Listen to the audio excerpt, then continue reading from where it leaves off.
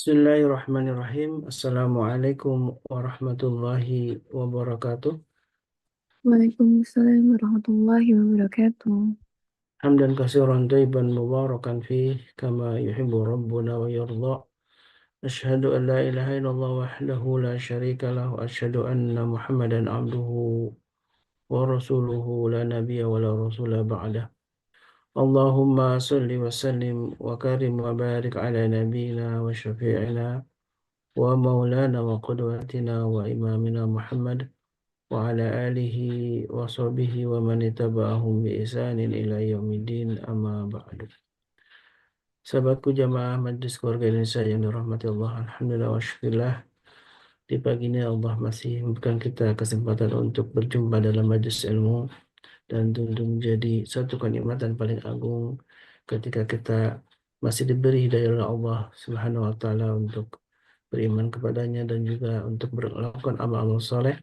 Dan salah satu amal soleh yang kita lakukan di pagi ini tentu salah satunya adalah melakukan kajian ilmu, menghadiri majelis ilmu yang disebutkan dengan oleh Rasulullah SAW sebagai majelis zikir, dan di sanalah rahmat Allah turunkan, dan di sana pula malaikat melindungi orang-orang yang hadir dalam majelis ilmu untuk eh, belajar mengkaji ilmu-ilmu syariat. Salawat dan salam tentu senantiasa kita curahkan kepada Nabi kita baginda Rasulullah Sallallahu Alaihi Wasallam beserta keluarganya, para sahabat, dan juga mudah-mudahan kita termasuk umatnya yang kelak akan mendapatkan syafaat dari beliau. Amin Allahumma amin. Sahabatku yang dimuliakan Allah, di pagi ini alhamdulillah wa syukurillah, kita kembali berjumpa dengan guru kita Ustaz Hasan Bisri Hafizahullah Ta'ala, yang setiap Sabtu kedua dan ketiga ya, kita ditemani oleh beliau untuk sama-sama belajar tentang ruqyah syariah. Ruqyah adalah bagian dari syariat yang memang sudah diajarkan oleh Rasulullah SAW. Betapa banyak hadis-hadis Nabi SAW yang menjelaskan tentang bagaimana kita menjadikan Al-Quran tidak hanya sebagai petunjuk, tapi juga sebagai syifa. Dan inilah syifa tentu bagian yang menjadi kewajiban kita sebagai seorang muslim untuk menjadikan Al-Quran sebagai syifa atau penyembuh dari tidak hanya bagian dari penyakit-penyakit hati ya, tapi juga penyakit fisik. Bahkan sesungguhnya Al-Quran adalah syifa atau obat untuk kita jadikan wasilah untuk menyembuhkan dari semua penyakit. Dan mudah-mudahan Allah Subhanahu wa taala sembuhkan kita semua. Mungkin di antara kita ada yang sedang sakit, dan Allah segera angkat penyakitnya dan juga menyembuhkan dengan kesembuhan yang sempurna. Dan walaupun ada yang sedang kesulitan dalam hidupnya, maka Allah pun memberikan jalan keluar terbaik seperti janjinya dalam Al-Qur'anul Karim, "May yattaqillaha yaj'al lahu makhraja wa yarzuqhu min haitsu la yahtasib." Dan di pagi ini tema yang insya Allah akan kita kembali lanjutkan adalah tema tentang anak-anak kita. Bagaimana agar anak kita selamat dari gangguan setan dari kalangan bangsa jin. Nah, inilah menjadi tema yang ketiga ya, insya Allah akan dibahas oleh guru kita Ustaz Hasan Bisri, dan menjadi sebuah kenikmatan ketika ada bekal ilmu dalam perjalanan kita bersama keluarga kita, karena tentu setan tidak akan mungkin melepaskan setiap anak Adam dari berbagai macam gangguannya. Tentu adalah jebakan yang paling besar adalah menyesatkan kita ya dari jalan yang lurus. Alhamdulillah, gimana kabarnya Ustaz Hasan Bisri pagi ini? Alhamdulillah, sehat. Semoga Sehat. antum semuanya sehat, keluarga MKI sehat. Alhamdulillah, mudah-mudahan sehat semua dan Allah penuh berkahi eh, di kehidupan kita. Nah, alhamdulillah di pagi ini hujan Ustaz. Dari jam 2 ya, saya ini melihat hujan terus gitu di Depok ini. Masya Allah, mudah-mudahan jadi hujan penuh berkah untuk kita semua. Amin. Baik, saya tafadhol masykurah untuk memulai lanjutan tentang tema bagaimana agar anak-anak kita selamat ya, terbebas, terjaga dari gangguan syaitan. Tafadhol masykurah. Baik. Syukran jazakallah khairan. Bismillahirrahmanirrahim. Assalamualaikum warahmatullahi wabarakatuh. Waalaikumsalam Waalaikumsalam. warahmatullahi Warahmatullahi wabarakatuh. warahmatullahi wabarakatuh. Alhamdulillah hamdan yuwafi ni'amahu wa yukafi mazidah. Asyhadu an la ilaha illallah wahdahu la syarikalah wa asyhadu anna Muhammadan abduhu wa rasuluhu la nabiyya ba'da. Allahumma salli wa sallim wa barik ala nabiyyika wa habibika Muhammad ibn Abdullah wa ala alihi wa sahbihi wa mawalah amma ba'd. Alhamdulillah, saudara-saudari semuanya, teman-teman di Majelis Keluarga Indonesia maupun pemirsa yang telah bergabung di Zoom ini. Marilah kita terus meningkatkan syukur kita kepada Allah Subhanahu wa taala atas segala nikmatnya dengan mengucapkan alhamdulillahirabbil alamin, dan tak lupa marilah kita haturkan salat dan salam pada Nabi kita Muhammad sallallahu alaihi wasallam. Baik, Majelis Keluarga Indonesia yang berbahagia, alhamdulillah kita pada pagi hari ini bisa bertemu kembali melalui Zoom ini. Semoga dengan turunnya hujan, seiring itu Allah pun menurunkan rahmatnya kepada kita semuanya dan juga menambah nikmat-nikmatnya kepada kita semuanya. Amin ya rabbal alamin. Suara aman? Khalis? Halo? Suara Iya, kedengaran? aman. Aman, Ustaz, terdengar jelas. Alhamdulillah. Baik, jamaah sekalian, di pagi hari ini merupakan lanjutan dari 2 pertemuan sebelumnya, yang mana tema kita adalah agar anak aman dari gangguan setan. Di pertemuan kemarin sudah kita bahas ataupun langkah-langkah yang harus kita lakukan sebagai orang tua. Karena ini merupakan tanggung jawab baik bagi ibu maupun ayah yang telah diamanahi oleh Allah dengan anak laki ataupun perempuan, yang mana kewajiban kita tidak hanya memberikan nutrisi fisiknya agar tumbuh berkembang dengan normal atau dengan sehat, tapi kita juga berkewajiban untuk mengcover pertumbuhan jiwanya. Dan tentu hadirin sekalian, kita semuanya sadar bahwa ada musuh yang belum difahami oleh anak-anak kita yang harus diwaspadai. Mereka belum ngeh bahwa di dunia ini ada musuh yang tidak kelihatan yang harus mereka waspadai, yaitu iblis dan anak buahnya. Nah, oleh karena itulah kita sebagai orang tua yang punya kesadaran itu, sebelum mereka memahami ataupun sebelum mereka usia balik, kitalah yang memegang peran tersebut ya, untuk membackup mereka, untuk membantu mereka agar mereka terlindungi dari musuh yang tidak nampak tersebut. Nah, hadirin sekalian, di pertemuan sebelumnya sudah kita bahas 3 poin ya, 3 poin penting. Yang pertama adalah berdoa saat berhubungan suami istri. Ini terkadang lupa kalau nggak diingatkan ya. Maka dari itu kita diajarkan oleh Rasulullah SAW doa khusus terkait momen tersebut ya. Dan Imam Al-Qurtubi rahimahullah, beliau bahkan menggarisbawahi bahwa doa saat berhubungan itu tidak hanya bermanfaat untuk anak yang akan dititipkan oleh Allah kepada kita, tapi juga untuk kelangsungan rumah tangga suami dan istri. Kata beliau, itu akan menambah atau menjaga keharmonisan dalam rumah tangga. Kemudian bagi anak yang akan dititipkan, sebagaimana dijelaskan oleh Imam Nawawi, insya Allah anak itu kalau memang kita tidak lupa untuk berdoa saat berhubungan, seumur hidupnya akan dijaga dari kerasukan setan. Jadi ini merupakan petunjuk yang luar biasa dari Nabi kita Muhammad Sallallahu Alaihi Wasallam. Kemudian yang kedua, yaitu kita bacakan doa-doa perlindungan sebagaimana yang dilakukan oleh Hannah binti Qa'ud, istri Imran, ketika mengandung Maryam, yaitu mendoakan untuk supaya anak yang akan dilahirkan nanti selalu dalam lindungan Allah Subhanahu wa taala. Jadi doa-doa tersebut kita panjatkan tidak hanya saat anak itu telah lahir, tapi juga saat anak itu masih berada di kandungan. Kemudian yang ketiga, begitu anak terlahir, kita dianjurkan untuk melantunkan adzan.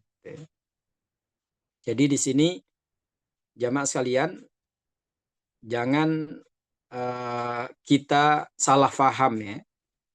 Yang menjadi perdebatan di antara ulama atau khilaf, yaitu mengumandangkan iqamah di telinga kiri ya, dan adzan di telinga kanan. Itu apakah dianjurkan atau tidak. Kemarin sudah kita bahas bahwa khalifah yang kelima Umar bin Abdul Aziz radhiyallahu an, beliau melakukan hal itu ketika anaknya terlahir.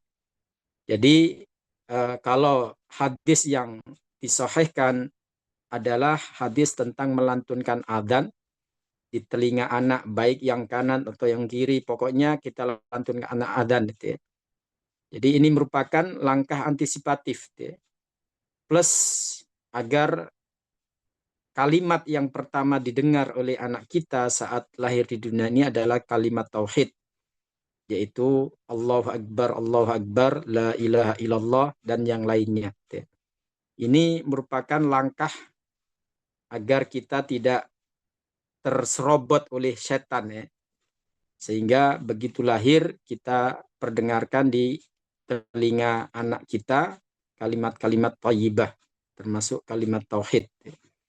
Kemudian yang selanjutnya yang bisa kita lakukan untuk membantu proteksi anak-anak kita yang masih kecil, yang mana mereka belum bisa melakukannya, yaitu mengamankan anak-anak saat senja tiba, saat maghrib mau tiba. Jadi ini bukan mitos ya. Meskipun kita yang sekarang sudah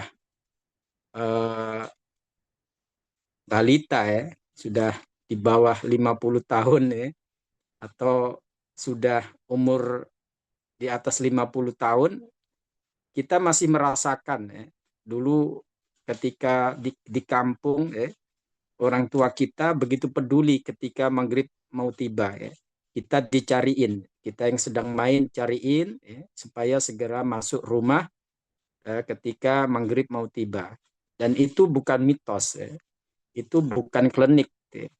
Kenapa? Karena itu perintah dari Nabi kita Muhammad sallallahu alaihi wasallam ya. Dalam hadis riwayat Imam Ahmad dari sahabat Jabir bin Abdullah radhiyallahu an, Rasulullah bersabda, ihbisu sibyanakum hatta tadhhaba faw'atul isya. Tahan anak-anak kalian. Jadi kita suruh mereka masuk rumah sampai datang waktu isya. Fa innaha sa'atun tahtariku fiha syayatin. Karena itu adalah momen di mana setan menyebar, keluar dari sarang mereka dan bergentayangan atau menyebarkan diri mereka di kehidupan kita atau di masyarakat kita. Di dalam hadis riwayat Imam Bukhari lebih jelas lagi, Rasulullah SAW menyampaikan, idza kana junhul lail, apabila malam telah tiba, fakuffu sibyanakum, maka tahanlah anak-anak kalian, amankan anak-anak kalian, fa inna syayatina tantashiru hina idzin, karena saat itu setan bertebaran. Fa idza dhahaba sa'atun minal lail fahulluhum. Kalau malam telah berlalu, dalam artian maghrib telah usai, maka bolehkan mereka jika mau keluar rumah, entah itu mau belajar bersama dengan temannya atau mau datang ke tetangga. Wa aghliqul abwaba wadhkuru smallahi, dan ketika kita mau tidur, tutuplah pintu-pintu dan sebutlah nama Allah Subhanahu wa taala. Kita ucapkan bismillah. Fa inna syaitana la yaftahu baban mughlaqa. Karena setan tidak akan bisa membuka pintu yang kita tutup dengan mengucapkan basmalah atau bismillah. Jadi di sini ada hikmah yang luar biasa ya. Saat kita menghadapi malam yang tiba atau ketika maghrib telah datang, itu ada ritual, ada aktivitas yang harus kita perhatikan ya terkait dengan anak-anak kita ya, supaya mereka aman dari setan yang saat itu sedang bertebaran. Seorang ulama hadis Imam Ibnul Jauzi rahimahullah, beliau menjelaskan hadis tadi. Apa kata beliau dalam kitab Kashful Mushkil? Dummu dummuhum ilaikum fil buyut. Jadi maksud dari amankan anak-anak kalian ketika maghrib tiba atau ketika menjelang datangnya maghrib, itu masukkan mereka ke rumah-rumah kalian. Wa inna ma khifa ala sibyan khosotan li syai'in. Karena ada dua hal yang perlu dikhawatirkan saat itu. Apa itu? Annan najasa allati taludu biyas syayatin maujudatun ma'ahum. Jadi kenapa anak-anak kita perlu dilakukan tindakan seperti itu? Nggak dibiarkan saja. Karena mereka masih belum bisa bersuci, mensucikan dirinya.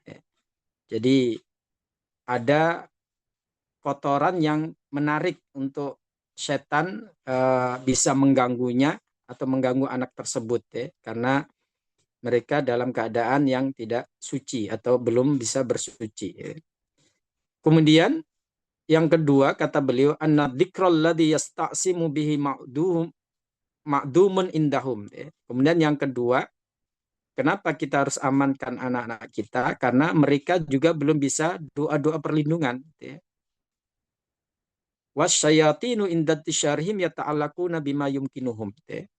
Dan setan ketika keluar dari sarangnya, mereka akan mencari sasaran siapa saja yang bisa disasar. Nah, anak kita dalam kondisi dua hal tadi ya, dalam keadaan tidak bersuci atau belum bisa bersuci, kemudian belum punya atau belum bisa doa-doa perlindungan, nah itu rentan sekali dan jadi sasaran mereka. Dan ikhwas sekalian, saya sering menjumpai kasus-kasus di lapangan anak-anak yang kena gangguan. Itu kalau menurut cerita orang tua mereka, ya ketika waktu sore itu tiba-tiba anaknya kayak kesurupan, tiba-tiba anaknya panas tinggi. Ya. Ada kasus-kasus semacam itu yang mana ketika dilakukan ruqyah memang ada reaksi yang muncul dari anak tersebut. Ya. Kemudian Imam Ibnu Hajar Al-Asqalani rahimahullah dalam kitab Fathul Bari, beliau memberikan analisa ya, terkait hadis tadi. Wal hikmah fintisyarim hina idin. Kenapa setan itu bertebarannya ketika waktu senja tiba atau ketika mau datang maghrib. Ya. Kata beliau, anna harakatahum fil lail amkan minha lahum fin nahar. Jadi gerakan mereka dan kekuatan mereka itu lebih powerful ketika di malam hari. Li'anna dhalama ajma'u lil quwas syayatiniyah min ghairihi. Jadi kekuatan setan itu berpadu dengan gelapnya malam sehingga akan memunculkan kekuatan yang lebih dahsyat bagi mereka. Itu penjelasan dari Imam Ibnu Hajar. Makanya kenapa banyak tukang-tukang sihir itu ketika melakukan ritual itu malam hari. Jadi kekuatan setan berpadu dengan gelapnya malam itu menurut mereka kekuatannya lebih powerful tadi, lebih dahsyat. Dan disitulah subhanallah sebelum hal-hal yang nggak kita inginkan terjadi, kita sudah diajarkan oleh Rasulullah dzikir pagi dan sore. Kemudian ketika mau tidur, itu merupakan langkah antisipatif. Sebelum sesuatu itu menimpa kita, kita sudah proteksi dengan dzikir-dzikir tersebut. Itulah luar biasa Islam ya. Ketika memberikan ajaran itu betul-betul demi keamanan kita, baik dunia maupun akhirat nanti. Kemudian Imam Nawawi rahimahullah dalam kitab Syarah Sahih Muslim, beliau menyampaikan hadal hadis fihi jumalun min anwa'il khair. Jadi hadis tentang amankan anak-anak kalian saat maghrib tiba itu merupakan petunjuk kebaikan dan adab dalam parenting, dalam mendidik anak-anak kita untuk maslahat dunia dan akhirat. Jadi maslahat dunia mereka bisa aman dari gangguan setan, maslahat akhiratnya ya kita ajak anak-anak kita untuk sholat atau untuk zikir atau untuk ngaji. Daripada mereka berkeliaran di luar ataupun mungkin masih di warnet dan sebagainya. Nah, kata beliau, fa'ama Rasulullah SAW bihadil adab allati hiya sababun lissalamah min idha'i syaitan. Jadi Rasulullah menyuruh kita untuk melakukan hal itu sebagai sarana ya untuk menyelamatkan diri dari gangguan setan yang sedang bertebaran tadi. Ini penjelasan dari Imam Nawawi rahimahullah. Jadi intinya hadirin sekalian, tidak semua hal-hal yang dilakukan oleh orang tua kita dahulu itu khurafat ataupun istilahnya klinik. Enggak. Memang benar adanya.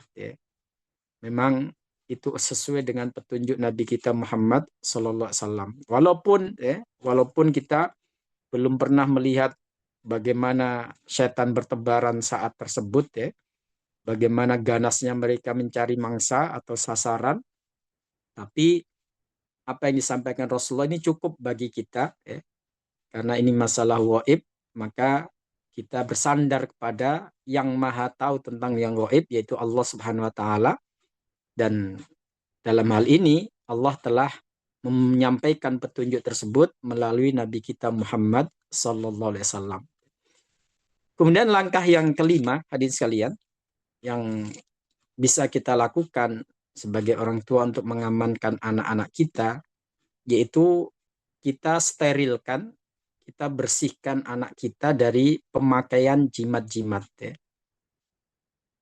Jadi jamaah sekalian, banyak orang tua, walaupun kita sudah hidup di era milenial, masih punya keyakinan untuk melindungi anak-anak mereka itu harus dipakein gelang atau dikasih kalung atau ditaruh di dekatnya semacam bangle atau peniti, gunting. Masih ada jemaah sekalian orang tua yang melakukan hal itu ketika anaknya masih kecil atau masih bayi, itu ditaruh di dekatnya benda-benda tersebut dengan keyakinan bahwa setan tidak akan mengganggu anak tersebut. Nah, disitulah hadirin sekalian kita kembali lagi. Kehidupan jin dan setan itu kehidupan yang gaib. Kita nggak tahu bagaimana hakikat kehidupan mereka. Apa yang membuat mereka nggak berdaya, apa yang membuat mereka tidak bisa mendekati kita, atau yang membuat mereka takut, itu kita tidak tahu. Yang tahu hanya penciptanya, yaitu Allah Subhanahu wa taala. Nah, ketika Allah Subhanahu wa taala memberitahukan kepada Nabi kita Muhammad sallallahu alaihi wasallam dengan wahyunya bahwa sebetulnya yang membuat mereka takut itu bukan benda-benda yang kita sebut dengan jimat seperti itu. Jadi jangan sampai kita memahami karakter mereka dengan pemahaman yang salah. Kenapa? Karena kalau itu salah, itu biasanya langkah-langkah yang kita lakukan pun akan menjadi salah. Ya. Ada kasus ya, sekitar tahun 2003-an ya, kasus yang dialami oleh eh, seorang bayi ya, umurnya masih 8 bulan ya, dari Bangka Belitung. Ya. Ini sempat diekspos di media waktu itu ya. Jadi anak ini dirujuk ke RSCM dari Bangka Belitung tuh ya. Karena harus melakukan tindakan operasi ya. Jadi di lehernya itu tersangkut peniti ya. Anak masih usia 8 bulan ya, tersangkut peniti di lehernya. Jadi ceritanya ya ibu ini masih punya keyakinan ya untuk mengamankan anak ya ditaruh di dekatnya peniti, gunting, bangle gitu ya. Namanya anak kecil ya, tangannya aktif ya, bergerak ya ketika dia mendapati di sekitarnya ada benda ya dimasukkan ke mulutnya ya. Dan kebetulan yang diambil waktu itu penitinya ya. Ketika eh, dimasukkan ke mulut kemudian ditelan ternyata nyangkut di tenggorokannya ya. Dan rumah sakit Bangka Belitung waktu itu belum ada alat untuk melakukan tindakan itu sehingga dirujuk ke RCM. Jadi ini akibat dari kesalahan keyakinan dari orang tua, ya. Anak merasakan efeknya, ya. Sehingga ini pelajaran bagi kita, ya. Jangan sampai kemudian keyakinan kita justru membuat anak kita menderita, ya. Nah, langkah yang aman, jamaah sekalian, justru kita jangan menggunakan benda-benda seperti itu, ya. Kenapa? Karena itu justru tidak dianjurkan oleh syariat. Ya. Inna ruqa wat tamaima wat tiwalata syirkun. Rasulullah pernah menyampaikan bahwa mantra-mantra, jimat-jimat ya, atau guna-guna pelet itu adalah syirik. Ya. Ini telah ditegaskan oleh Rasulullah SAW. Ya. Sehingga hadirin sekalian, dulu ketika Rasulullah SAW awal-awal menyebarkan dakwah Islam ini banyak menemukan fenomena seperti itu di masyarakat jahiliyah. Ya.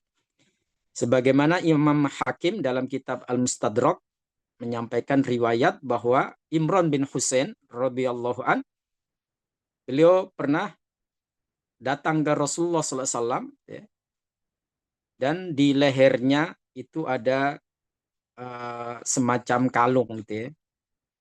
Kemudian Rasulullah nanya, mahadihi ya. Karena kelihatan ya di leher gitu ada kalung ya. Ditanya, untuk apa ini? Ya. Ayasurka an tuwakkala ilaiha ya. Apakah kamu ingin ya, nasib kamu digantungkan ke benda tersebut ya. Itu kata Rasulullah SAW ya. Kemudian Rasulullah mengatakan in bidha ya. Lepaskan, buang ya. Lihat bagaimana Rasulullah SAW ya, ketika menemukan ada salah seorang sahabatnya, ya tentu masih di awal-awal Islam ini ya. Jadi masih ada pengaruh keyakinan jahiliyah ya. Menggunakan kalung dan ketika ditanya untuk apa, supaya pede, supaya kekuatan bertambah ya. Minal wahinah ya, istilahnya ya. Jadi agar tidak merasa minder, agar tidak merasa lemah ya. Itu menggunakan hal itu ya. Ternyata kata Rasulullah, apa kamu mau nasib kamu digantungkan dengan ke benda tersebut ya. Sehingga Rasulullah pun menyuruh untuk melepaskannya ya.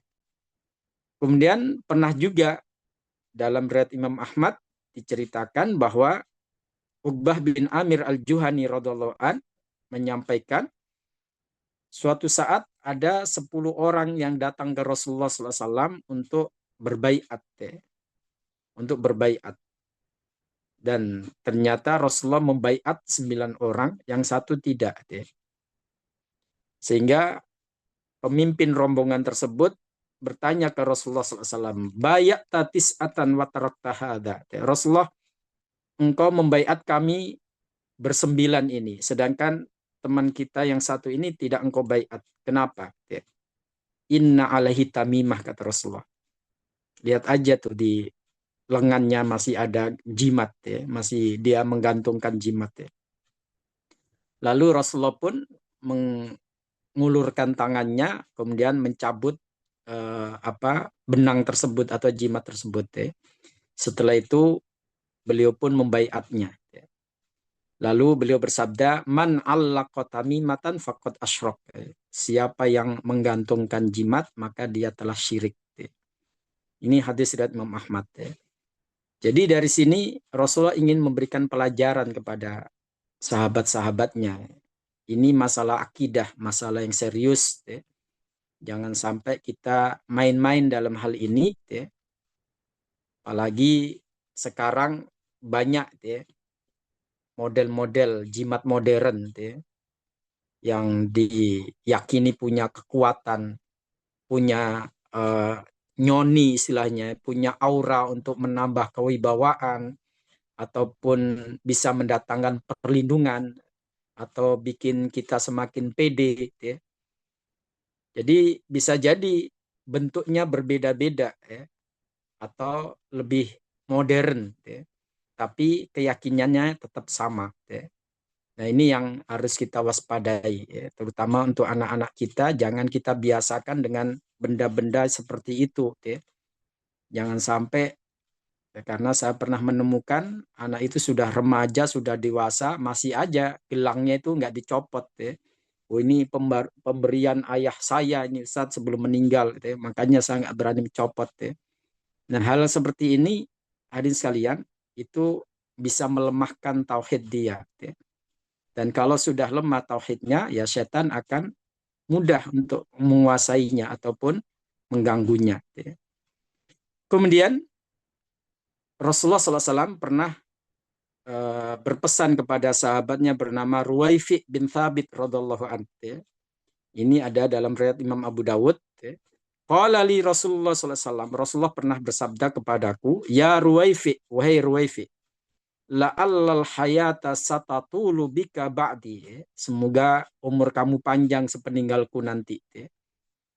Fa'ahbirin nasa annahu man aqada lihyatahu au taqallada wataran aw istanja bi raji'i dabah au admin fa inna Muhammadan sallallahu alaihi wasallam minhu bari. Apa pesan Rasulullah kepada Ruwaifi? Wahai Ruwaifi, sampaikan ke orang-orang itu. Siapa yang mengepang jenggotnya? Anda mungkin pernah lihat orang yang mengepang jenggotnya, jenggotnya dililit-lilit gitu. Siapa yang mengepang jenggotnya atau menggunakan jimat, taqallada witron, menggunakan jimat. Awistanja biroji idabah au adem, atau beristinja, bersuci dengan kotoran hewan atau dengan tulang hewan. Fa inna Muhammadan sallallahu alaihi wasallam minhu bari. Muhammad SAW berlepas diri darinya. Ini nggak main-main, hadirin sekalian. Jadi Rasulullah SAW berpesan kepada Ruwaifi supaya memberitahukan kepada generasi-generasi setelahnya bahwa 3 amalan tadi atau 3 perbuatan tadi itu tidak direkomendasi oleh Rasulullah SAW. Hadirin sekalian, di beberapa tahun yang lalu itu banyak ataupun sempat viral terkait dengan spirit doll, boneka boneka arwah istilahnya. Dan itu banyak tokoh-tokoh publik figur yang membeli boneka tersebut katanya dari Thailand. Kemudian yang terupdate yang sempat Ustadz Sahal bahas di podcastnya itu boneka dari mana itu, dari Korea atau dari mana itu ya. Jadi hadirin sekalian, kadang-kadang terkait hal ini kita perlu untuk waspada yaitu adanya boneka untuk anak-anak. Sebenarnya secara umum nggak masalah, tapi kalau boneka tertentu kayak spirit doll itu ya, boneka arwah itu ya. Itu sempat dibahas oleh majelis ulama ya, dan mereka mengeluarkan fatwa itu haram ya. Kita istilahnya kalau dalam dunia mereka itu punya istilah sendiri, adopsi gitu ya. Jadi kayak anak-anak yang normal gitu ya, adopsi anak gitu ya. Ini adopsi boneka ya. Padahal mereka membeli kemudian menaruhnya di rumah ya. Jadi Majelis Ulama Indonesia sudah mengeluarkan fatwa itu haram ya. Karena ada keyakinan bahwa di dalam boneka itu ada roh yang dimasukkan ya, sehingga bisa diyakini mendatangkan sesuatu kekuatan untuk anak-anak yang pegang boneka tersebut atau untuk rumah yang ada boneka di dalamnya. Ini jelas jamaah sekalian masalah tauhid, jangan sampai kita kemudian mentolerir ya, karena ini berbahaya sekali ya. Kemudian Rasulullah SAW pernah mengingatkan pada kita ya, dalam riwayat Imam Bukhari ya, Bunda Aisyah menyatakan kuntu al-abu bil banat indan Nabi sallallahu alaihi wasallam wa kana li sawahibu yal'abna ma'i. Jadi kita tahu Bunda Aisyah ketika menikah dengan Rasulullah sallallahu alaihi wasallam itu masih kecil dan beliau masih suka main-main dengan teman sebayanya gitu. Nah, saat Rasulullah datang ke rumahnya, beliau punya boneka untuk dimainkan bersama teman-temannya itu ya. Fakana Rasulullah SAW idza dakhala yataqamma'na minhu fayusarribuhunna ilayya fayal'abna ma'i. Dan ketika Rasulullah datang, beliau biasa ya, ketika mau masuk memberikan isyarat ya, memberikan tanda entah itu dengan dehem ya, kemudian mengucapkan salam ya. Kemudian ketika Rasulullah masuk dan menjumpai Aisyah dengan teman-temannya bermain, Rasulullah pun menemani mereka ya, ikut bermain ya. Artinya boleh boneka itu untuk anak-anak sebenarnya ya. Tapi kalau sudah ada yang khusus, apalagi yang ada keyakinan bahwa itu punya roh atau punya kekuatan, itu yang harus ditinggalkan. Kemudian yang keenam, langkah yang keenam, hadirin sekalian, ajarkan zikir dan doa kepada anak kita sebelum tidur. Karena tadi waktu tidur itu waktu yang sangat istilahnya sangat rentan gitu ya. Saat kita sudah terbuai dalam mimpi, itu kita ibarat pertahanan itu sudah ngeblank gitu ya. Ngeblank gitu ya. Maka gampang kalau ada orang-orang yang mau bermaksud jahat itu mengganggu atau mempengaruhi kita ya. Makanya di sini kalau kita perhatikan petunjuk Rasulullah SAW banyak sekali doa-doa, zikir-zikir yang beliau ajarkan sebelum kita tidur ya. Nah, ini perlu juga untuk kita ajarkan kepada anak-anak kita. Di antaranya sebagaimana yang Rasulullah sampaikan, idza awaita ila firashika faqra ayatal kursi min awwaliya hatta tahtim. Jadi kalau kamu mau tidur di pembaringanmu, bacalah ayat kursi sampai tuntas. Banyak kaum muslimin sampai saat ini yang memahami bahwa doa sebelum tidur ya cuma bismika Allahumma ahya bismika amut. Padahal itu adalah bagian dari doa yang sudah diajarkan Rasulullah. Masih banyak lagi zikir-zikir yang beliau rekomendasikan untuk kita. Termasuk ayat kursi. Nah, kalau bisa anak-anak kita sedini mungkin ya kita ajarkan supaya mereka hafal ayat kursi. Apa kata Rasulullah? La yazala alaika minallahi hafid wa la yaqrabaka syaitonun hatta tusbih. Kalau kita membaca ayat kursi sebelum tidur, Allah akan kirim penjaga untuk kita dan setan tidak akan mendekati kita sampai pagi, sampai kita bangun. Ini garansi dari Rasulullah SAW. Nah, jangan sampai saat anak kita terlelap tidur itu lalu ada pengaruh-pengaruh jahat yang masuk ke dirinya. Ya. Maka dari itu kita ajarkan ya, sebelum mereka tidur, kalau memang mereka belum bisa baca karena masih balita ya, masih setahun 2 tahun umurnya, kita yang membacakan. Ya. Kita bacakan lalu kita tiupkan ke ubun-ubunnya atau kepalanya ya, supaya mereka selalu dalam lindungan Allah Subhanahu wa taala ya.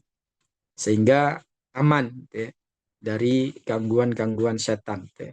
Boleh juga ditambah dengan 2 ayat terakhir dari surat Al-Baqarah, dari amanar rasulu sampai fangsurna alal qaumil kafirin ya. Sabda Rasulullah dalam hadis Bukhari dan Muslim, siapa yang membaca 2 ayat terakhir dari surat Al-Baqarah pada suatu malam, niscaya cukup baginya sebagai perlindungan dari segala sesuatu. Jadi ini kelihatannya sepele tapi sangat dahsyat sekali. Kemudian ada juga zikir seperti membaca Al-Fatihah dan surat Al-Ikhlas, Al-Falaq, An-Nas.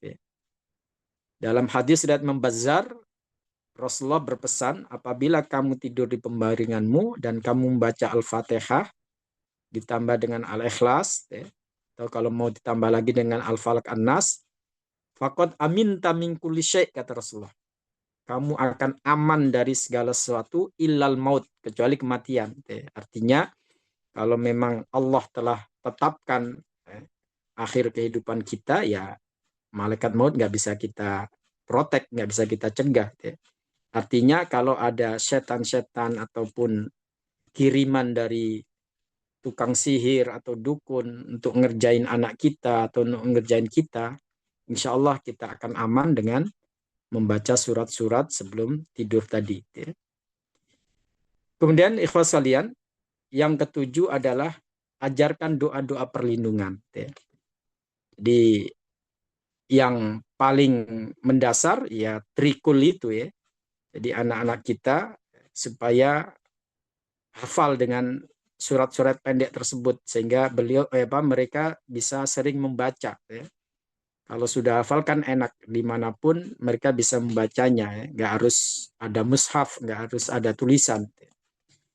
Kemudian doa-doa seperti apa yang diajarkan Rasulullah, karena idza khafa qauman, Rasulullah kalau ada sesuatu yang dikhawatirkan dari seseorang, dari orang-orang sekitarnya, ya, beliau membaca Allahumma inna naj'aluka fi nuhurihim wa na'udzubika min syururihim. Ya. Ya Allah, aku menjadikan engkau di hadapan mereka ya, dan kami berlindung kepadamu dari kejahatan mereka. Ya. Jadi kalau kita menghadapi sesuatu atau menghadapi orang atau sosok yang mencurigakan, ya, kita bisa berdoa dengan doa tersebut. Ya. Dan ini tidak hanya untuk manusia, ya, untuk jin atau setan pun bisa. Ya. Allahumma inna naj'aluka fi nuhurihim wa na'udzubika min syururihim. Termasuk doa keluar rumah. Ya. Bismillah tawakkaltu 'alallah la haula wala quwata illa billah. Ini perlu diingatkan anak-anak kita ketika mau sekolah atau ketika mau pergi, ya. Karena kata Rasulullah SAW, kalau kita keluar rumah dengan membaca doa tersebut, ya, maka kita akan mendapatkan 4 fasilitas. Ya. Luar biasa. Ya. Satu doa dengan 4 fasilitas. Ya. Apa fasilitas yang pertama? Hudita. Ya. Kita akan diberikan petunjuk oleh Allah. Ya. Jadi kita keluar, kita dinaungi hidayah Allah Subhanahu wa taala, kemudian wa kufita, kamu akan dicukupi oleh Allah. Wa wukita, dan kamu akan dilindungi. Yang keempat, fatatanahha lahus syayatin, setan akan menjauh darimu. Jadi setan yang sudah mantau anak kita saat mau keluar rumah, yang sudah siap untuk menjadikan targetnya, itu begitu kita membaca doa tadi, maka dia berkata kepada teman-temannya, kata Rasulullah, ma baluka birojulin qad hudiya wa kufiya wa wukiya. Apa yang bisa kita lakukan terhadap seseorang yang sudah diberikan petunjuk oleh Allah dicukupi, dan dilindungi. Ya.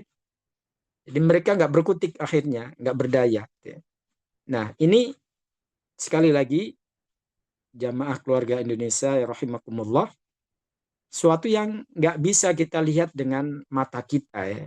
Bagaimana setan-setan itu sudah siap menyerang ataupun mengganggu anak-anak kita atau diri kita saat keluar rumah.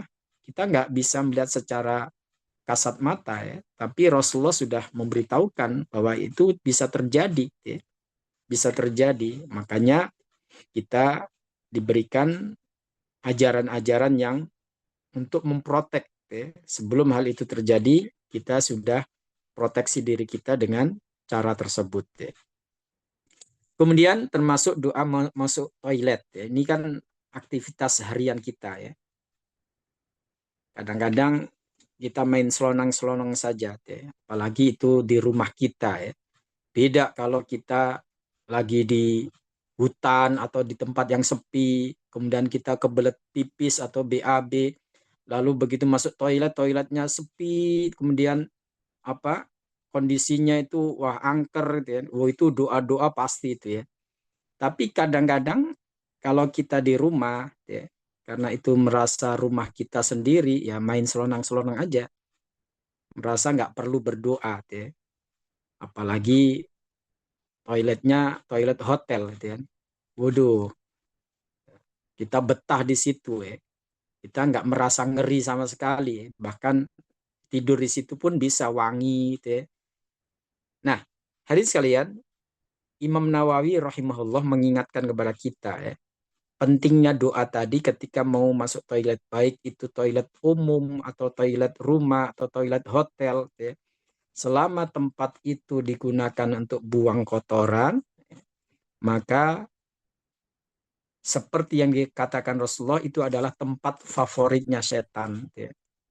Jadi walaupun suasananya suasana kota ya, bukan di perkampungan atau di pedalaman ya, tetap itu tempat disukai oleh setan. Sehingga Rasulullah SAW menyuruh kita ketika mau masuk tempat tersebut untuk membaca Allahumma inni a'udzubika minal khubuthi wal khaba'ith. Ya. Nah ini anak-anak kita kalau nggak kita ajarin, kadang mereka nggak tahu ya, apa yang harus dilakukan, ya, apa yang harus dibaca. Ya.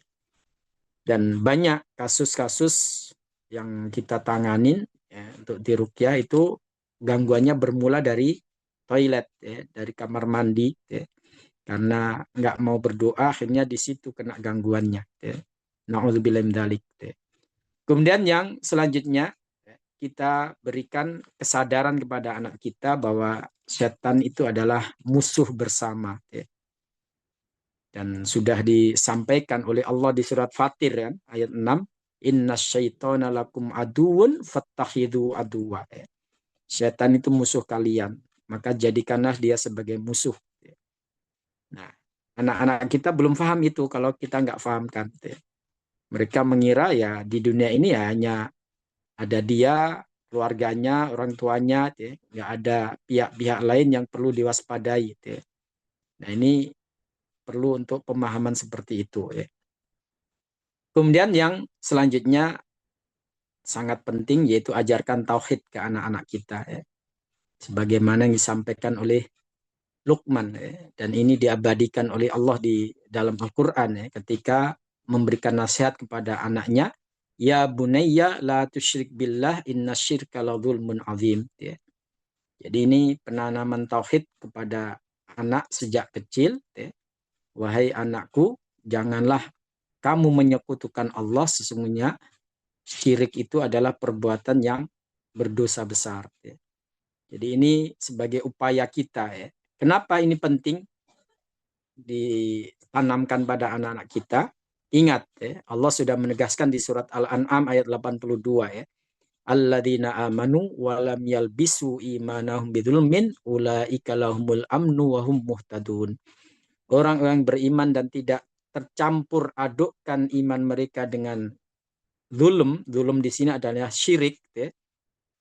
Maka mereka akan mendapatkan keamanan dari Allah Subhanahu wa taala dan mendapatkan petunjuk dari Allah.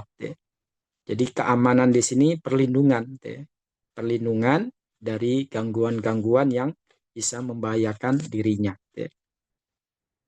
Kemudian ikhwas sekalian, yang terakhir yaitu jauhkan anak-anak kita dari harta haram.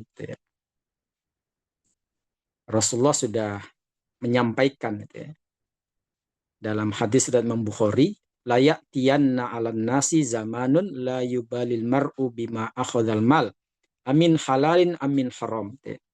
Kata Rasulullah, akan datang suatu masa yang mana orang-orang tidak peduli lagi dari mana dia mendapatkan harta itu, apakah halal atau haram. Itu sudah nggak peduli lagi. Apalagi ada di masyarakat kita yang punya opini, punya keyakinan, yang haram aja susah, apalagi yang halal. Keyakinan seperti itu nggak benar. Allah sudah menyiapkan rezeki yang halal untuk kita, dan kita ditugaskan untuk berusaha untuk mencarinya. Dan kenapa ini penting untuk kita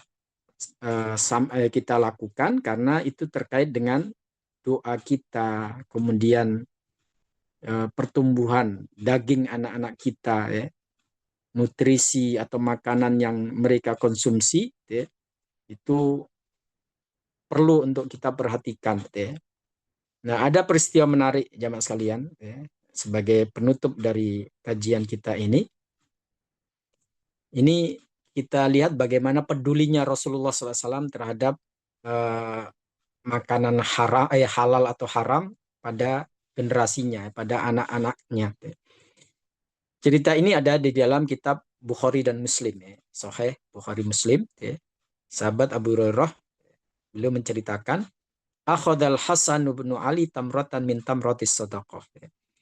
Hasan bin Ali, anaknya Ali bin Abi Thalib dan Bunda Fatimah, cucu dari Rasulullah SAW, ketika waktu masih kecil, beliau lari-larian di masjid, dan di masjid itu ada kurma zakat, zakat dari kaum muslimin dikumpulin di situ.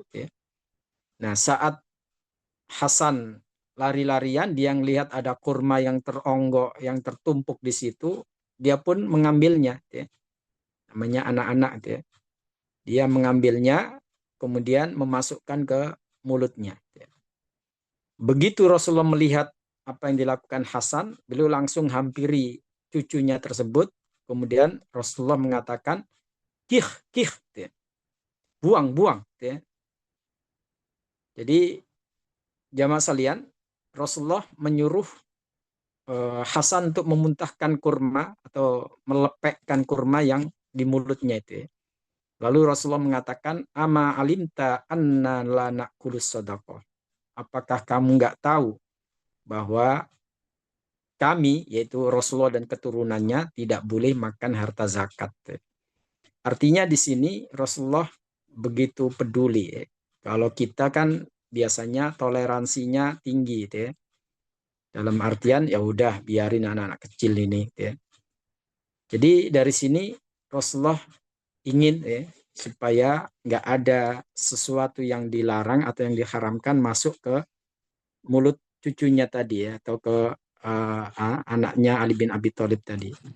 Dari sini, ikhwas sekalian, kita tahu bahwa apa yang dilakukan Rasulullah itu merupakan suatu petunjuk bagi kita. Bahkan Imam Ahmad, ini menarik, bahkan Imam Ahmad itu menceritakan ketika Hasan sudah gede, itu ditanya oleh seseorang, momen apa yang paling Anda ingat bersama kakek atau Rasulullah SAW ketika belum masih hidup? Itu Hasan ditanya itu, momen apa yang paling Anda ingat? Ternyata apa kata Hasan? Adkuru anni akhadtu tamratan min tamratis sadaqah fa alqaituha fi fami. Fantaza'a Rasulullah SAW. Yang paling aku ingat adalah ketika aku mengambil kurma hasil zakat, lalu aku masukkan ke mulutku, kemudian Rasulullah segera menyuruhku untuk membuangnya. Lihat, sampai besar, itu momen nggak terlupakan oleh Hasan. Nggak terlupakan. Itu luar biasa. Ya. Jadi justru momen itu yang membuat Hasan teringat sekali. Ya. Kemudian dia menyampaikan apa yang disampaikan oleh Rasulullah saat itu. Inna la na'kulu sadaqah. Kami tidak makan harta zakat. Jadi ikhwas kalian lihat bagaimana membekasnya anak ketika kita didik dari usia dini itu sampai besar pun ternyata mereka ingat ajaran-ajaran tersebut dan ini merupakan suatu yang baik ya bagi kehidupan mereka dunia maupun akhirat nanti ya. Demikian jamaah sekalian, semoga ini bisa menambah ilmu kita dan semoga kita bisa memahami petunjuk-petunjuk yang ada ya, dan bisa mengikutinya. Dan insya Allah nanti ada bagian keempat, bagaimana cara meruqyah anak. Ya. Ini penting juga. Kalau tadi kan proteksi, ini masih sebatas antisipasi ya. Bagaimana solusinya, karena kadang-kadang kita sudah menjumpai anak-anak yang sudah sering diganggu. Ya. Nah ini yang apa yang harus kita lakukan atau penanganan seperti apa, insya Allah akan kita bahas di sesi selanjutnya. Terima kasih Khalis dan jazakumullah semuanya yang telah menyimak kajian ini. Semoga bermanfaat dunia dan akhirat. Amin ya rabbal alamin. Fadhil. Amin. Allahumma amin. Sahabatku yang mungkin Allah, demikian penjelasan seputar bagaimana anak kita agar aman dari gangguan syaitan ya, dan gangguan sajin. Untuk menjadi sebuah pengingat untuk kita semua sebagai orang tua, jangan sampai kita lalai untuk menjaga mereka dengan cara-cara yang sesuai dengan syariat Islam. Alhamdulillah ada rekamnya, Ustaz. Jadi kalau jamaah yang mungkin lupa atau tidak mengikuti dari awal, ada rekaman dari 1, 2, sampai 3 ini. Dan insya Allah silakan disimak di YouTube ya. Dan untuk murojaah gitu kan, mengenal kembali apa yang diajarkan oleh Rasulullah SAW untuk penjagaan anak-anak kita.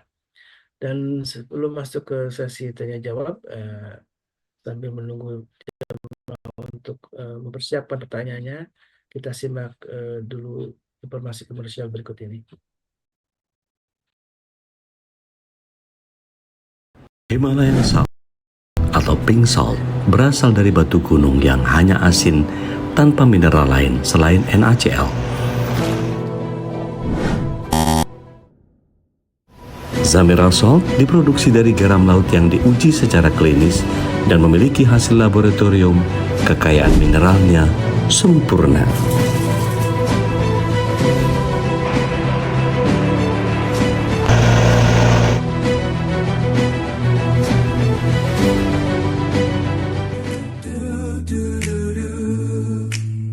Di pagi hari matahari bersinar, ku hirup aroma manis yang segar.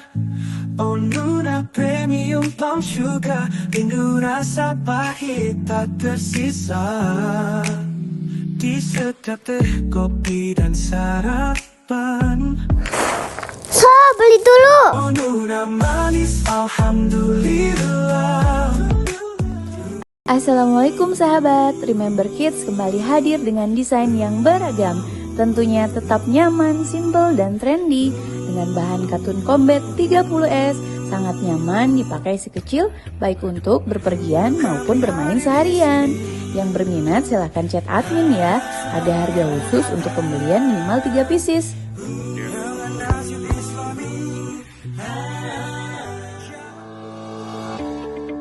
PMP 812 dibuat dengan bahan-bahan segar pilihan, dilengkapi dengan kuah cuko khas Palembang, sungguh menambah kekayaan rasanya. Segera diorder, dijamin ketagihan.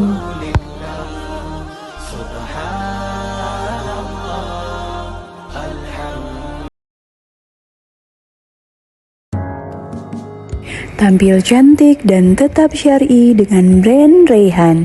Dibuat dari bahan ceruti baby doll, sangat nyaman dipakai sehari-hari dan membuat kesan elegan. Desainnya original dan anggun. Segera order dan pilih warna kesukaanmu.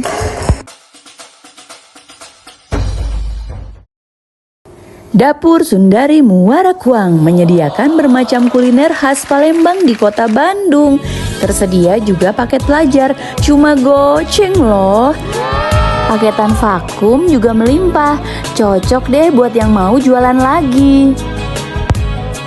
Aneka produk bisa dicek di website Tokopedia dan lainnya, hanya di Pempek Palembang 7 Saudara. Alhamdulillah. Baik, jamaah yang Allah, ini hari Sabtu Ahad menjadi hari pasar kita. Mari kita manfaatkan untuk meramaikan pasar kita untuk eh, menjual produk-produk yang memang karya dari semua jamaah ya, hasil produk dari jamaah, dan mungkin juga jamaah yang lain itu turut menjadi pembelinya, karena pasar ya ada penjual dan nggak ada pembeli. Dan mudah-mudahan ini menjadi untuk kita semua karena ada pasar di MKI. Dan jangan lupakan juga bagian dari upaya kita untuk mendukung perjuangan dakwah kita di MKI, maka amalan yang mudah-mudahan juga Allah ridho dengan kita semua. Salah satunya amalan rutin, kata Rasulullah, wa in qalla, walaupun sedikit pun masuk amal yang dicintai oleh Allah Subhanahu wa taala. Baik jemaah dan bukan Allah, kita masuk ke sesi tanya jawab ya. Silakan yang ingin bertanya. Tadi sudah di chat, sudah saya baca ada pertanyaan dari Ibu Dewi ya, tentang anaknya yang di pondok itu melihat oleh teman-temannya sering diikuti anak kecil gitu ya, mungkin anak kecil yang tidak terlihat, tapi dia sendiri tidak melihat siapa yang dimaksud oleh orang itu, apakah mungkin bohong atau tidak, wallahu alam. Tapi apakah banyak kejadian juga saja ada orang yang nebak melihat, wah di belakangmu ada yang sosok yang menjaganya gitu kan. Apa yang harus dilakukan, apakah itu akan membahayakan ketika anak sudah besar kelak gitu Ustaz? Baik, terima kasih. Bismillah, alhamdulillah. Mas kalian, apa yang ditanyakan itu fenomena yang sering terjadi ya. Itu ada dua kemungkinan. Yang pertama itu hanya ucapan belaka, artinya nggak benar. Jadi sensasi, bahkan kadang-kadang hal seperti ini jadikan sebagai modus supaya nanti dilakukan ritual-ritual ala dia. Itu ada kasus-kasus semacam itu. Kemudian yang kedua, bisa jadi yang melihat itu memang ada gangguan dalam dirinya, sehingga jin yang di dalam dirinya connect dengan jin yang mengikuti anak tersebut. Itu bisa terjadi seperti itu. Tapi yang jelas di sini yang harus kita lakukan adalah atau bertanya kepada anak itu ya, ada sesuatu yang sering dirasakan. Kadang-kadang anaknya sendiri memang merasa selalu ada yang ngikutin kemana-mana, ada yang buntutin, itu ada yang begitu. Ada beberapa pasien saya keluhannya itu, saya nggak nyaman Ustadz, kayak ada yang ngikutin ya. Ketika kita lakukan terapi ruqyah, ternyata memang ada gangguan dalam dirinya. Kemudian terkait dengan aktivitas keagamaan dia. Kalau memang dia berat untuk melakukan seperti sholat, ngaji, atau yang lain, maka bisa jadi apa yang dikatakan itu memang ada korelasinya, ada kaitannya terhadap anak tersebut. Maka perlu dilakukan tindakan ruqyah pada anak itu.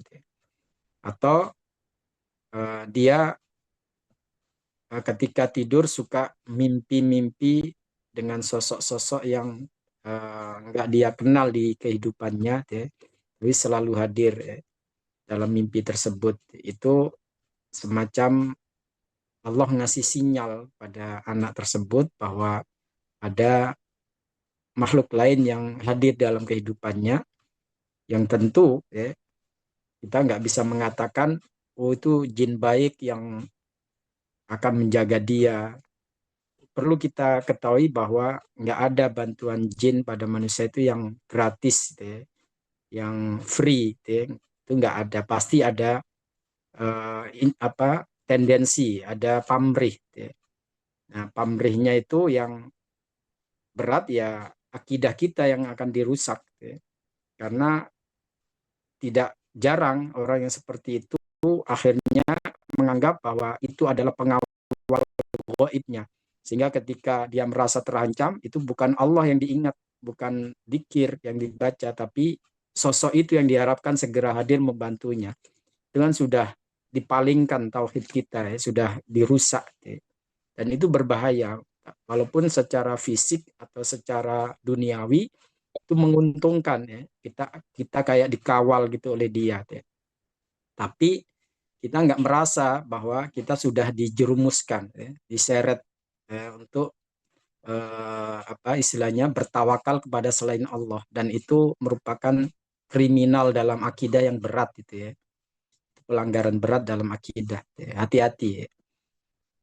Jadi kalau kita merasa nggak punya pengawal gaib atau nggak ada yang mendamping kita, kemudian kita dalam kondisi tertentu merasa takut atau apa, pasti yang kita ingat adalah Allah ya.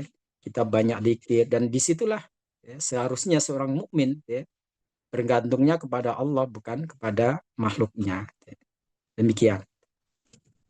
Dan ternyata yang dirukyah dua-duanya saja. Kalaupun anak mengaku melihat itu, untuk Iya, membuktikan apakah dia kalau memang dia mau, tapi yang penting ya anak itu sendiri ya. Kalau memang ada sesuatu yang membuat dia selama ini nggak nyaman, ya nggak ada salahnya kalau kemudian diruqyah barangkali apa yang dialami itu memang akibat dari sosok yang selalu ngikutin tadi gitu. baik. Bu Dewi mau merespon? Masih standby? Baik, Baik, Ustadz, Bu terima Dewi. kasih. Cukup. Cukup ya. Baik, Bu terima kasih. Yuria sudah tadi resen. Silakan Bu Yuria. Bukan Ustaz. Assalamualaikum. Suaranya Bu, maaf. Ini Ustaz mau tanya tadi yang poin kedengaran? Poin keberapa Bu? Halo? Kedengaran nggak Ustaz? Iya, iya. Yang poin tentang anjuran untuk tidak mengajak anak itu keluar rumah menjelang maghrib. Poin itu Ustaz. Oh iya, poin keempat ya. Iya. Oh iya, poin keempat Ustaz itu. Iya. Nah, di lingkungan saya tinggal itu kan kita sudah menjadi rutinitas ketika sholat jamaah ke masjid itu terkadang bawa anak kecil gitu Ustaz untuk pembiasaan dan mengenal Iya, masjid gitu. Iya. Ada usia 3 tahun sampai 5 tahun itu mereka ikut, tapi untuk barisan kita atur di lantai 2 Ustaz. Untuk barisan kita atur. Nah, pertanyaan saya itu dengan kebiasaan itu berarti kan dia keluar dari rumah. Nah, untuk antisipasi yang sudah kita harapkan, apakah setelah pulang dari masjid itu anak kita ruqyah ataukah seperti apa? Itu Ustaz. Baik. Terima kasih. Pertanyaan yang bagus banget ya. Dari Bu Yuli ya Bu ya. Iya Ustaz. Ya. Baik Bu. Kalau memang kita sudah punya komitmen ya untuk membiasakan anak kita dengan berjamaah di masjid, ya, apalagi itu anak cowok ya, itu suatu yang baik. Ya. Terus bagaimana terkait dengan hadis tadi? Nah itu kita selaraskan dengan poin yang ke-8 tadi ya. Kita ajarkan doa-doa perlindungan. Ya. Kalau memang anak itu belum bisa, ya kita yang baca. Ya. Seperti u'idzuka bikalimatillahi tammati min syarri ma khalaq atau min kulli syaitonin wahamah min kulli ainin lamah. Jadi sebelum keluar rumah kita doakan anak itu ya. Kita yang melakukan kalau dia belum bisa. Tapi kalau dia sudah bisa ya kita ingatkan baca doa keluar rumah bismillah tawakkaltu 'alallah la haula wala quwata illa billah atau a'udzu bikalimatillahi tammati min syarri ma khalaq. Jadi itu merupakan penggabungan ya. Jadi kita dengan misi kita untuk mengajarkan anak-anak supaya cinta masjid, supaya suka berjamaah dengan apa yang disabdakan Rasulullah tadi terkait dengan ketika malam tiba ya, itu kita bisa gabungkan seperti itu ya. Jadi nggak keluar begitu saja tapi diiringi dengan doa. Kalau memang dia belum bisa ya kita sebagai orang tuanya yang mendoakannya. Sementara kalau dia sudah bisa ya kita ingatkan untuk baca doa tersebut. Gitu Bu.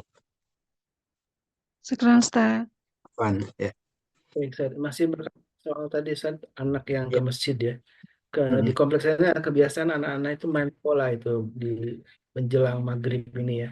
Bahkan ketika azan maghrib eh, masih gitu nunggu komat itu mereka masih main-main di apa lapangan masjid ya di luar Mm-mm. masjid ini.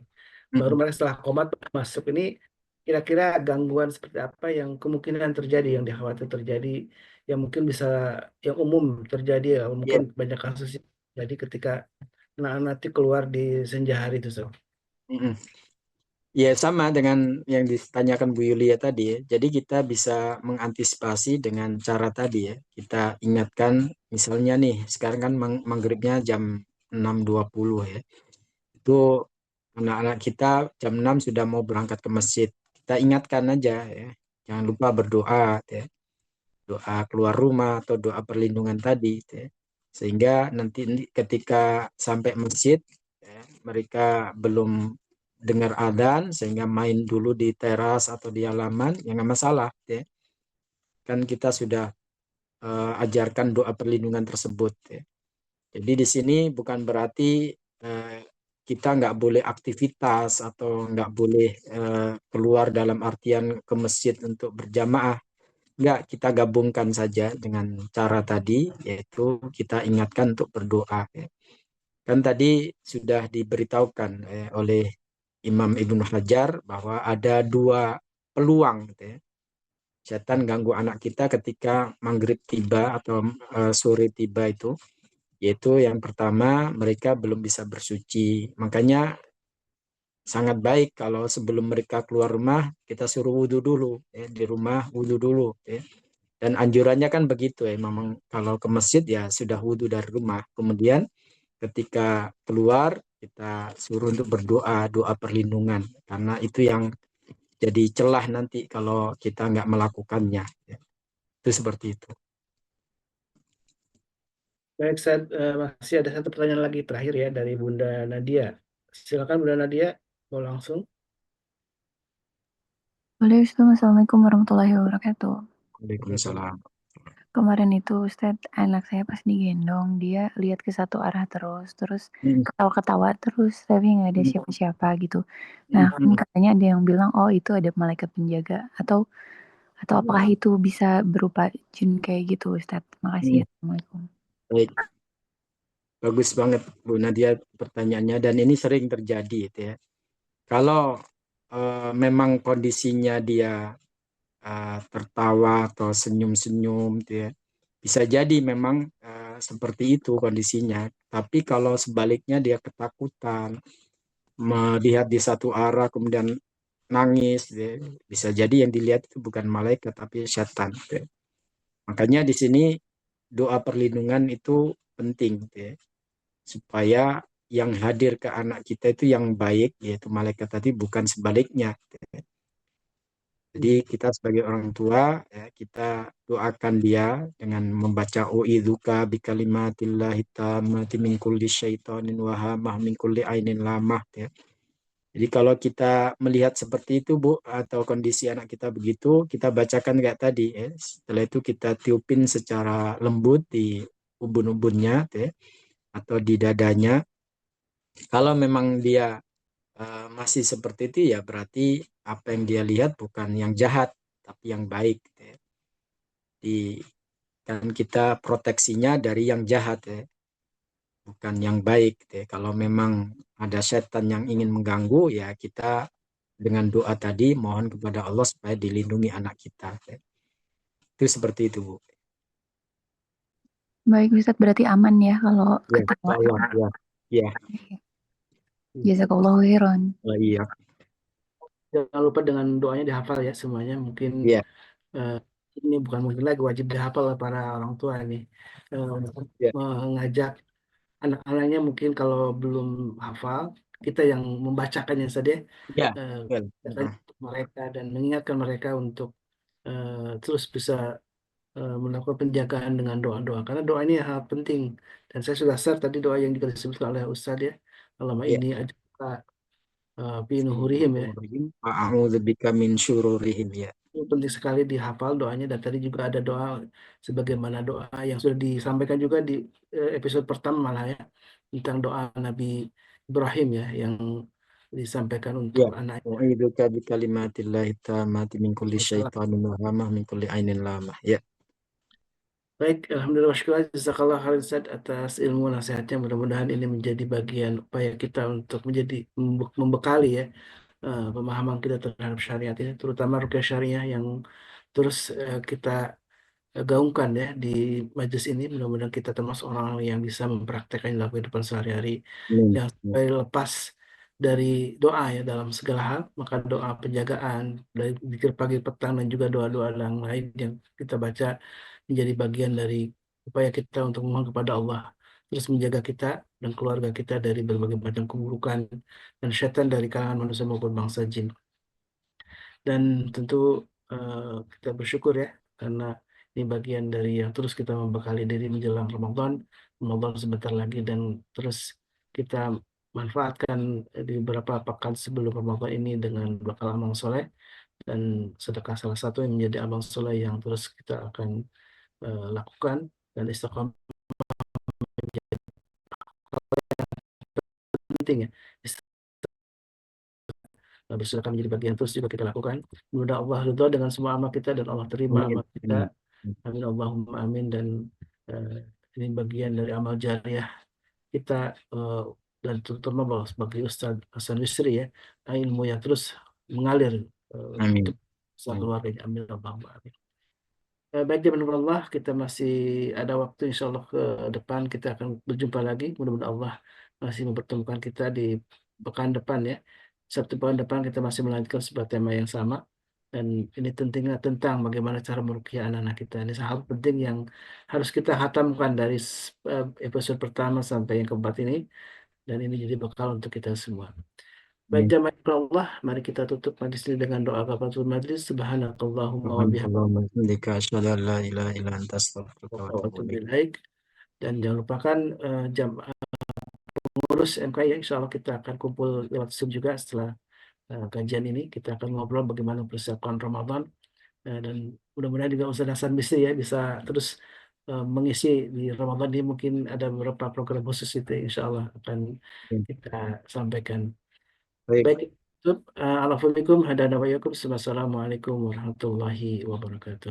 Waalaikumsalam warahmatullahi wabarakatuh.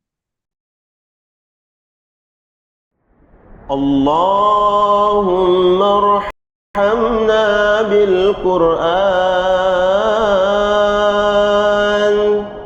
waj'alhu lana imaman wa nuran wa hudan wa rahmah. Allahumma zakkirna minhu ma nasina وعلمنا منه ما جهلنا وارزقنا تلاوته آناء الليل وأطراف النهار واجعله لنا حجة يا رب العالمين.